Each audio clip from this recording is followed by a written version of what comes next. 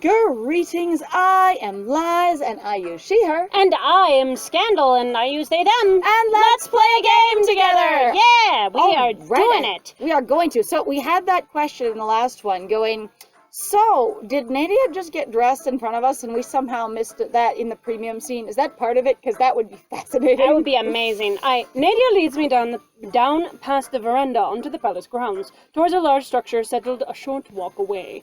I can smell hay and dirt as we approach, and hear the sound of stomping hooves and whinnies. Nadia stops me with a hand to my shoulder, cutting a dashing figure in a new riding outfit I've never seen before, because I wasn't paying attention to it the entire time. Wait. Didn't it say Nadia leads us out there? So yes, we're walking out there with Nadia and we don't look at her clothes the entire time? It's because we're trying to have dramatic build-up to this costume for the reader. Not with Corazon. They love fashion. They would have seen what she was wearing. Additionally, if she sent us out of her room to wait, we would have seen it instantly when she exited her door. Mm-hmm. Or if we were in her room with her while she was dressing, which is implied, we would have seen her put it on. Yeah, this is writing to the reader, not to the character, and that's weird. It's frustrating. Okay. It's okay. Never seen before. Except for she's on the veranda with it because they don't have a stable. They really don't. I thought we might spend some time together before we go to Vlastimil's. Do you know how to ride? I've already told you twice we need to get moving.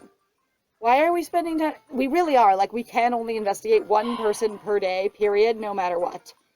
It's like... We're going to run into the same problem we ran into last time! Of going, shouldn't we be getting the work done? If I'm going to flirt with you properly, should I not be getting the work done first? Okay, so the other thing that's bothering me too is that literally a lot of what this feels like sort of nobody's actually got a set schedule for really anything, and the time basically is arbitrary. We're in a hurry, but we're not in a hurry as long as it's cute. You know, like, it feels weird, and it's a thing that I've criticized, that, like, when we played the Boolean route for the first time, really was, like, and it still feels like it's really persistent, that your stand-in for a mystery is just that. It's just a stand-in, it's just a thing, so you can put it under a different genre, you know, and go, we're a romance mystery, Otome. We're not just a romance game, we're a romance mystery. And I'm like...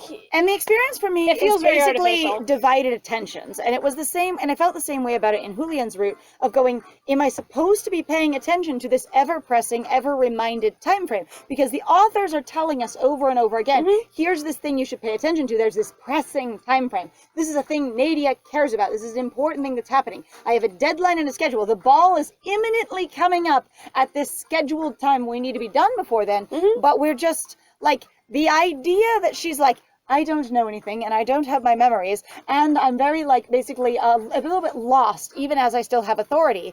And then also going, no, I know exactly how long it will take to find the answer, and I'm going to schedule it out day by day to go through these things the way someone would investigate, like, in a clue game and check off the, suspects. Okay, so you know what I think would actually really help? Huh. Here's a suggestion to fix this issue. Give us the actual schedule and tell us as the player when the masquerade actually is, and be consistent about it. Or two, do not use or stress time frames at all. Only we want to find him, and it is important that we do. Not there's a pressing time frame. Like, you could either give the time frame or stop making the time frame important, and either one would solve this division of attention that I am having. All right. Do you know how to ride? Do you know how to ride? I nod slowly. Actually, I gotta tell you, I don't picture Corazon as really being able... Like, even, like, Corazon wants to ride. I do not think Corazon would know how to ride, other than conceptually. Like, I'm aware that it exists. Is that what you're asking? I nod slowly, peering in past the gate to the stables beyond. Asper taught me how, once, like he taught me most things. Oh my god. What? I'm trying to imagine Asper specifically renting a horse just to teach you how to ride. Do you know how much money he would fucking have? In a city where you would never need horses at all, and you don't leave the city. Do you know how much fucking money he has then? So again, but historically speaking, horses were difficult to take care of, especially for, like, European countries, and they were also basically a thing rich people had. So do you know why there's such freaking elitism in the United States, or there used to be more aggressively when horses were around, with, like, the Kentucky Derby, and still with some of that stuff? Is really because horses are for people who have money. It's an elitism thing. It's an elitism thing. However, renting a horse isn't always expensive. It's the nice horses that are expensive. You could always rent, like, a cheap trail horse. You could even been that he rented a donkey to teach you how to ride, one that was saddle trained. and then that's fine.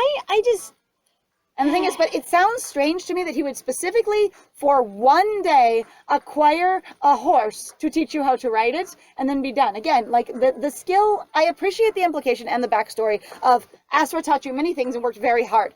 But why specifically teach you horseback riding?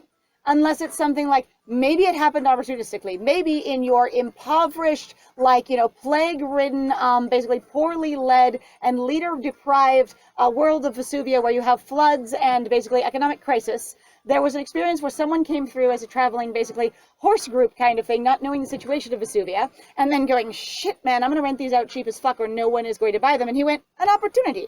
I will just do it. I'm also like, I gotta say, I am immediately kind of cackling with how fast, they didn't even give you a choice here. They're just like, yeah, you just know how to ride a horse. I'm like, were you guys horse girls? Like, or you wanna be horse girls?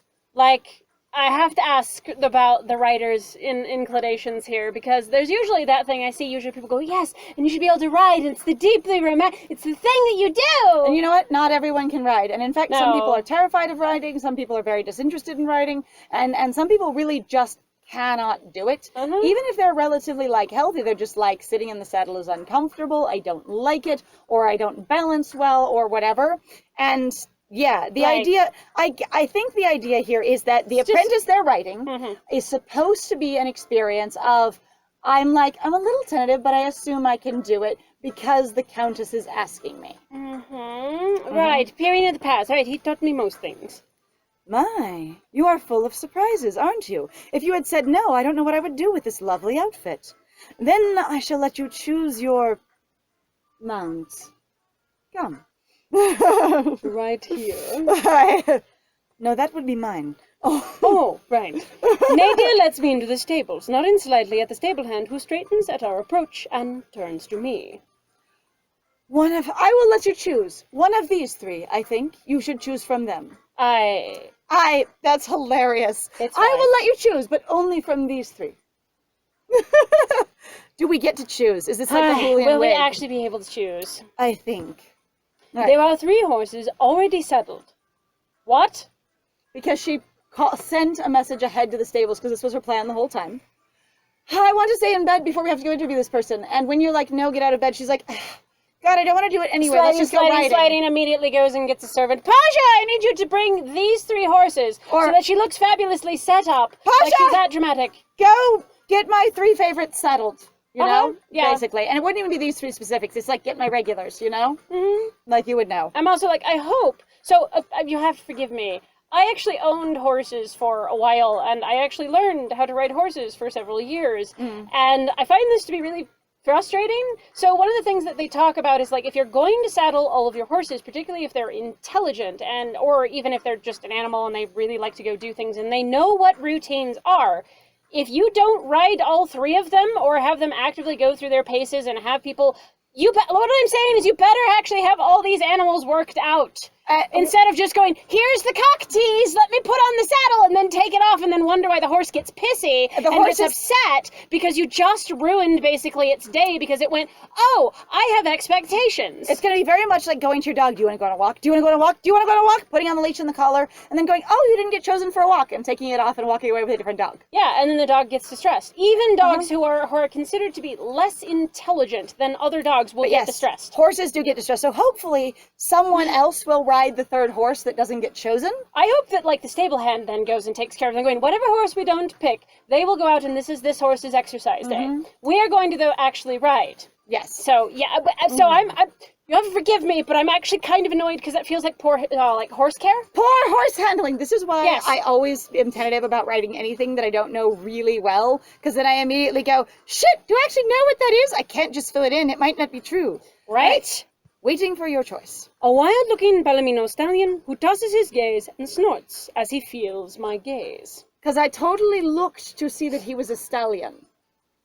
I looked at his face in the stable. I just checked first. I went, you are not a gelding, you are not a mare, you are a stallion. Corazon, specifically, I need to see the genitals before I talk about this horse. I need to know, do you have balls or not? Yep, it's very important. And the thing is sometimes you can see, but if it's 3 of them lined up inside the stables, usually you're not going to have them like paraded out where you can easily see what they are. You don't know. Let's say they're paraded. Why not? Seems Okay. dramatic enough for Nadia. So inside the stables, you have this huge open area, basically probably an exercise yard in the stables as well, and one of those internal Arenas. like arenas. Yeah, no. And then they're in one there. of the places that I was in. So that you can really easily see what they are because no one's telling you what they are. Which is usually hey, we've got a stallion, a mare, and a gelding kind of thing. Yeah. And so Cortisone is determining this themselves. Also, I've been taught once, but I know a lot about identifying horses immediately. I'm also really frustrated because I would actually expect your stable hand and also Nadia to, if they are interested in horses at all, and this is horse culture, people go off about the bloodline of the horse, whether they're warm-blooded or cold-blooded, what are the characteristics of the horse, they talk about their personality, they talk about what they're good at.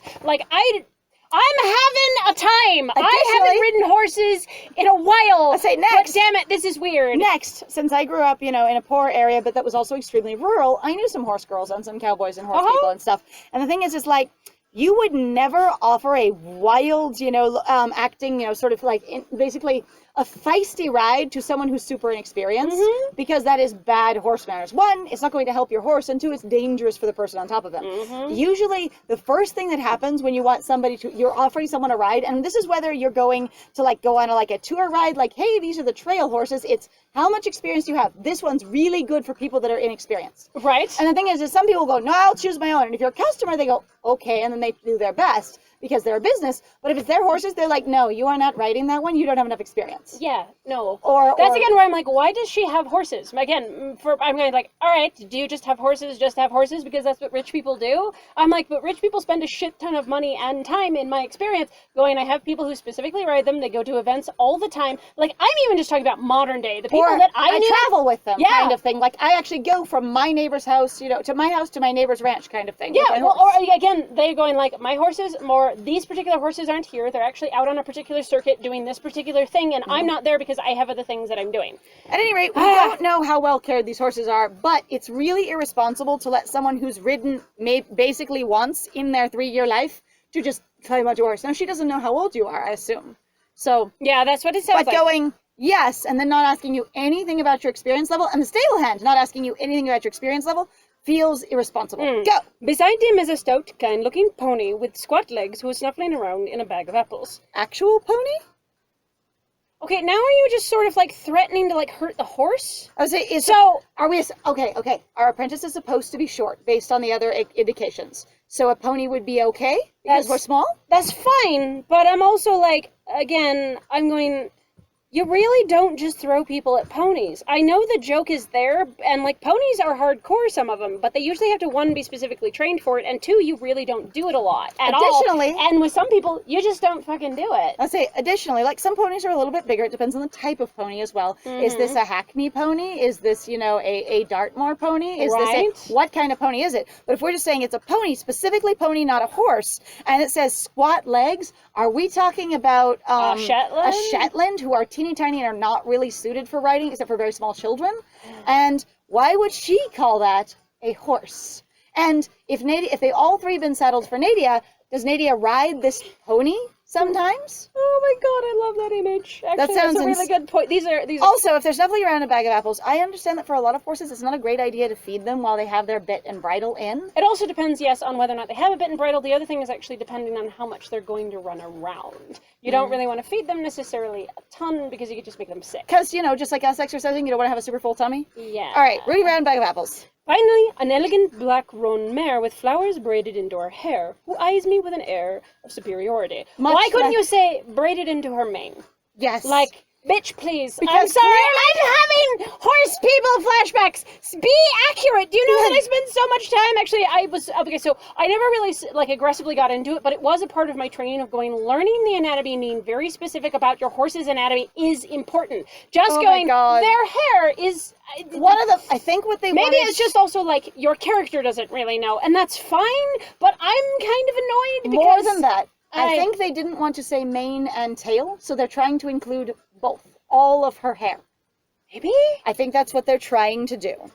All right, they could do that too. I'm sorry, guys. This is actually Both of us grew up around horses. Now, I never had it because we were way too damn poor, but I knew people who did because, you know, ranch area and stuff like that. Well, and my parents were trying to buy my affection and my love, so at one point I actually got a quarter horse paint mix that was like a $25,000 horse or something like that. And I'll be like, again, and non-consulted. My friend was just proverbially saddled with this horse suddenly. Yeah, here you are. I got a horse and I actually had another horse. So I actually had two at one point. So. I was gonna say, so the thing is I find this really, really funny that only one of the horses would have any decoration and only two of them are actually horses at all. But also, if there's one of them that seems feisty and the other one that's looking at you aloofly, those probably are both more advanced horses. And the pony isn't paying any attention to you, so who knows how much training it has. So again, your MC's experience level should be really relevant here. Yeah. All right, superiority. Oh boy, the one I want to ride. The wild stallion, the paunchy pony, or the elegant mare? It is a Shetland because they have the paunch. Oh, You should not be riding a Shetland pony unless you are, like, again, itty bitty. Okay, this is filling in with my, basically, headcanon that is supported by the text that your MC is canonically very small. Okay? I really can't just say none? You can't say none, and you can't say, like, choose something else. I would choose the freaking mare, but... I am actually frustrated and kind of annoyed. I would just say no. Yeah, I was just saying, Cutterzone would say no thank you to these three options. On the other hand, if they felt it was necessary, like, if there was the implied subtext of the Countess is going, as part of your job working for me, we're doing this, pick one of three. Then Cutterzone would be like, professionally, while I could say, I'd prefer not to, she's like, oh, it's not that bad, is it? And so basically part of your job, you would then need to pick one. Oh, it's not that bad. You'd be like, really? It's not about it whether or not it's bad. I don't want to. Mm-hmm. On the other hand, again, depending on the position of Countess, of going, I decided I was going to spend some time with you, and you're going to join me on a ride. The elegant mare is fine. I'm really not engaged with this. This is ridiculous to me. I very approach strange. The elegant mare, who promptly nips at my hand and snorts. I don't think I've ever seen a horse look unimpressed before, but this one's fast approaching it. I don't think Corazon would assess it that way, honestly, but that's all right. I don't think so either. Again, I'm like, Ah, dear Paloma. She has quite the ego, or so I'm told.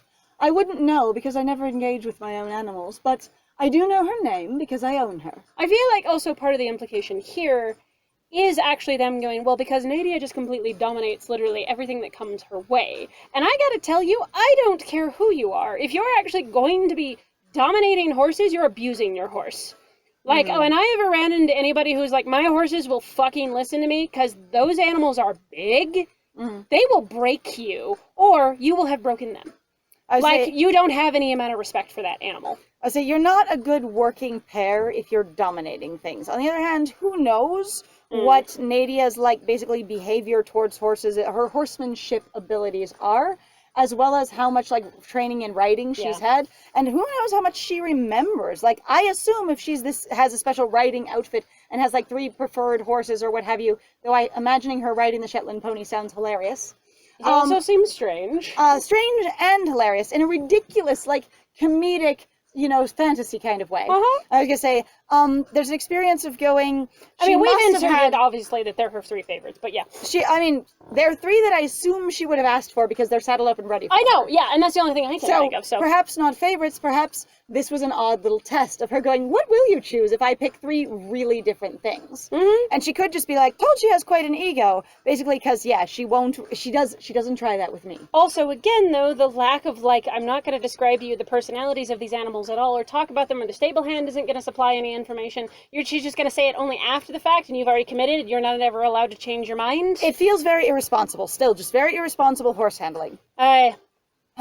I'm afraid she won't let you ride her until you've prostrated yourself before her. And if you're a fanfiction writer, you're sometimes prostrate yourself. Right, I know. I feel like in this case, Nadia's talking about herself. She's basically trying to use innuendo of going, I am that mare. Yeah, pretty much. Prostrate myself. That will not happen. No, because I wouldn't be doing this. I stare up at Paloma. How many hands high is this fucking horse? Yeah, I was gonna say, how high is she? Also, is her head I get up? the implication that, unfortunately, due to how most people like to write fantasy stories because they're all ridiculous. The horse is huge. The stallion's probably pretty large, so he's anywhere from about 16 to 18 hands. Yep. The mare is probably anywhere from about, maybe like a rough like 14 to 16. So you're getting in there, and then your pony is significantly smaller because they're trying to make a joke out of it. Because that's what I've always fucking seen, and it always pisses me off. I'm like, ponies are very strong, capable working animals. They're just not good for riding with adult people. Yeah. I don't. I stare up at Paloma, who narrows her eyes in challenge and waits for my obeisance. I say, obeisance. Are we saying that in this case we understand that she is completely comprehensive, like comprehending of the situation? This is a Buckbeak reference? Like human intelligence. This is Buckbeak. Oh my god. I drop my head down, bowing low to the horse, who eyes me for a long time, before bowing ever so slightly back. So we have magic Paloma, horses. an Arabian. Arabians are notorious for being very highly intelligent. Now, arrogant, I wouldn't necessarily call them, but they can be mischievous and they can play around a lot. They're very brilliant little horses. I was gonna say, and some of them can be sort of excitable and skittish. Like, the whole world is full of information.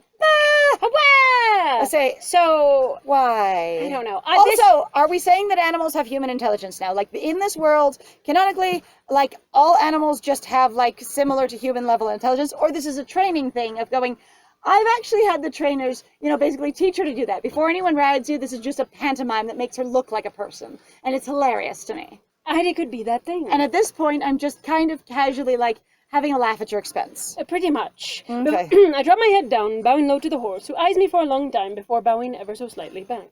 She primly allows me to approach and mount her, tossing her hair lightly. Now you're being ridiculous. You should say her mane. Yes. Or her head. Tossing her head lightly, tossing her mane. Please stop saying hair, it's going to drive me crazy. Giving me a warning look. If she's turned all the way around to look you straight in the eye, like to look at you with the side of her face, while you're in the saddle making eye contact with you. That sounds like a horse with an incredibly long neck, and also a neck that is more made out of rubber more than actual, ability to turn head. I say, I know some of them can do that. It's not really like that, but it's like that amount of I'm going to look around at you is a level of, intensity that I am not familiar with in a horse that's not either deeply concerned or deeply angry. I mean, and I've had one sit there and just look back at you for a second, because they're like, what are you doing? But I've also told stories where I've literally been, where you fall off a horse. I actually fell off a horse. It was yours. Right. Be careful not to pull her hair. She hates that. Okay. I like it when you don't touch my hair. Nadia mounts her own horse, a beautiful black Frisian with a flowing raspberry mane, and we set off. So there was a forest horse somewhere else that was prepared, and she had these three set up for you to choose from specifically. Nice. That sounds wild. Also, again, I really hope you're going to actually take those other horses out.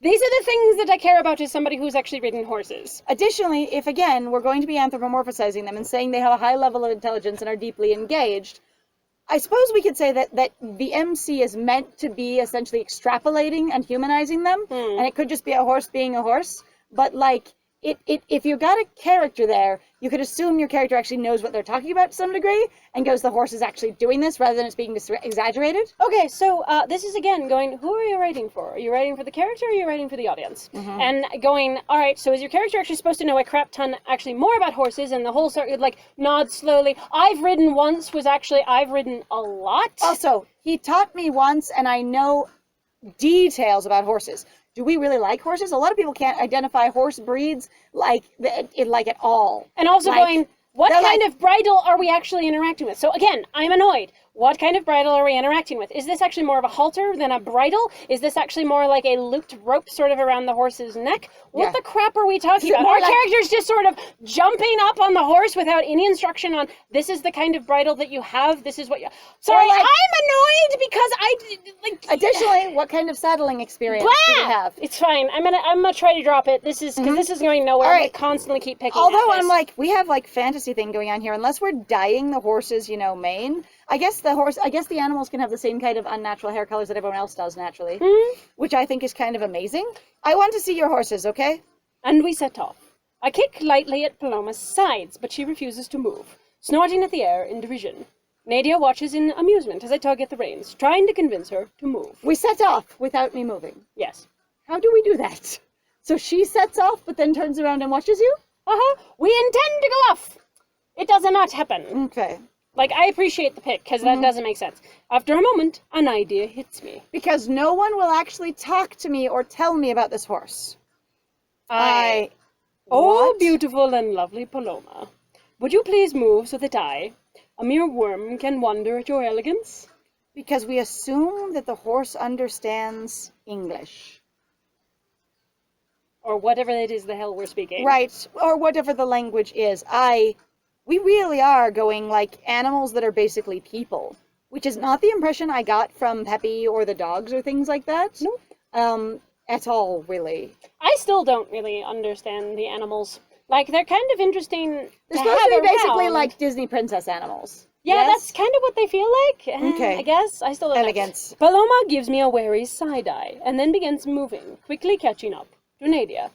And All right. Nadia doesn't explain the name of her own horse at all. Like, I'm annoyed! She's People usually go, and this is my horse, blah, blah, blah. Which is usually really long and elaborate. Or they do that thing and they stare at you, waiting for you to be staring at their horse and going, do you like what you see? Uh-huh. Ah, well, this is a extremely fancy horse in some fashion. I'm also, again, baffled as to where, again, your main character that you wrote is really, like, shock and awe at everything. So why wouldn't you fucking be like, wow, your horse is amazing.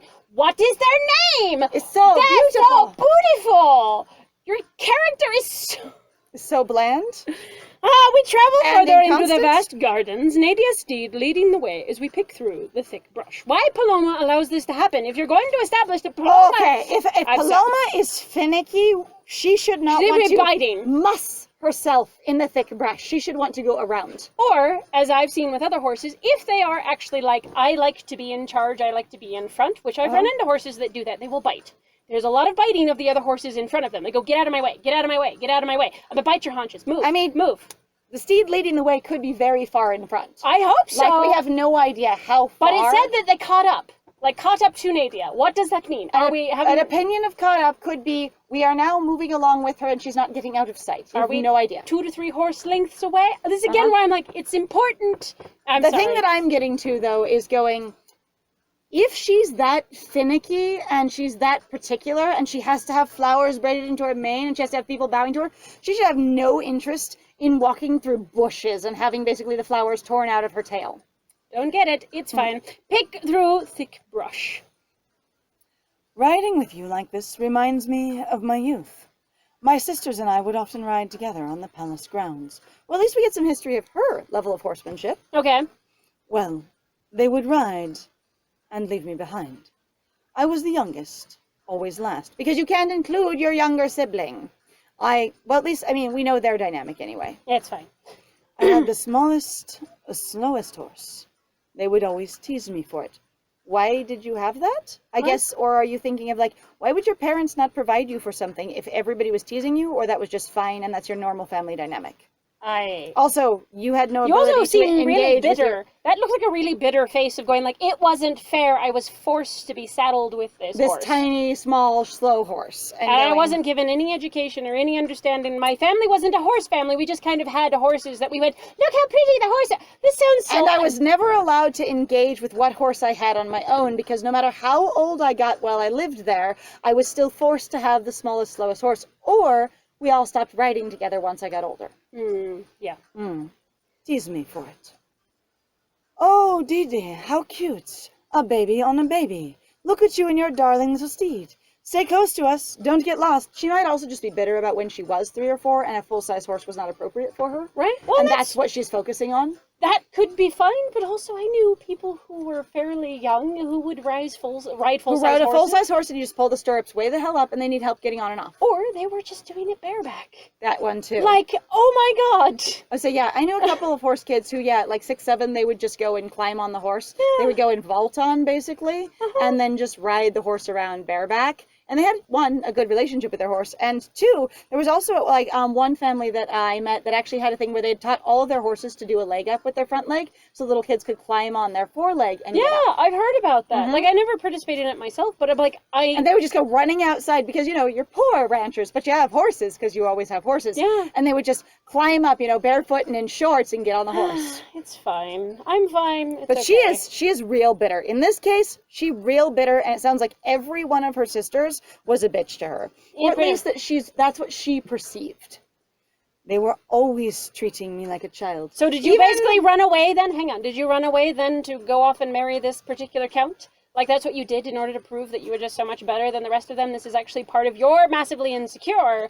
So you've been fueled your entire life because of horse riding, where it sounds like your parents poorly educated you? And also that there was no mitigation of... Actually, it sounds more like to me, if we assume the parents are good parents, which I have no idea, and we assume that she's exaggerating the experience based on her... But wait, she's describing what she feels, which may or may not be true. Not really exaggerating, but she's describing what she feels. I mean, it was real for her. So, that no one else was connected to her feelings at all, and they didn't care about her experience or were not able to access it in any way, and she kept it private. Right? Or if she did talk about it, everyone just assumed she was joking and went, no, Nadia, you'll be fine.